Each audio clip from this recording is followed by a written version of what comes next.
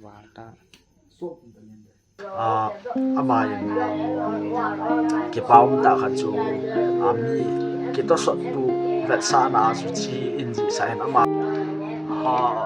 hello guys ndam ji mu nam tu ni a hen video tom za na view tin na chi video chu hi le lim ka ji na ho khat ai hen ka ji wa nga chu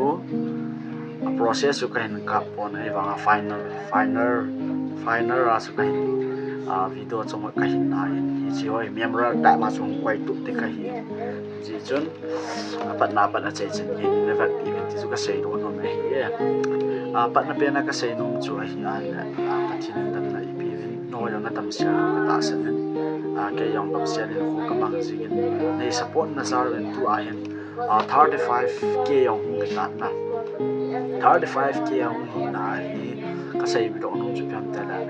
40k ahum pha na hi fa we na bol do hi ji fa we a hi ani hi ku chi ne vin tim na kai nei na chia ba ya hu bai ring hi no na tha no bi lo thia kiesa kan bol mai the na sum na kan bol mai the ni ji chon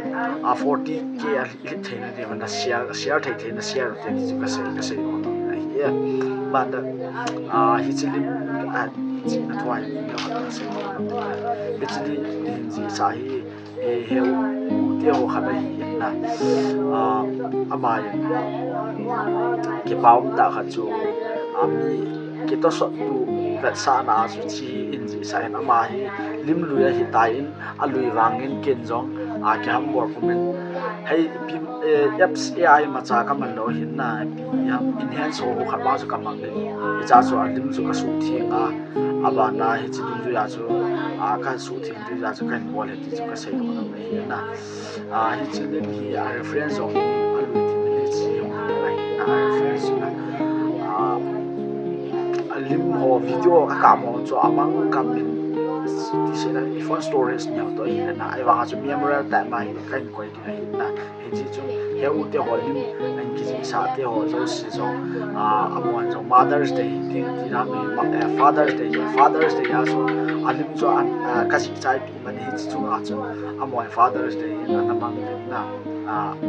apa ngai lu ji wa chu su an tu ho ba ta chu ai hin ji so hi na tuan zo ba na yang ku te bang ji sa nu ba la price was ki sa ma te hi chu kan sei do na chu hin ten na dang sei ni ong ke pon mi kam thit mi ha be se lo ka hi na wa mi dia thaphat ong ki pan pha la thaphat ong ke pau zo thu hi na chi chun tu ni video chu hin ten na to oi ba to ka su khat na ho na ka su thien na ho man final ka bon ho na cho never do da dang no chu aban mana hin upload do here jo ka sei lo ki ni ya tu a hin dang tala video chu na ka tim mo te na guys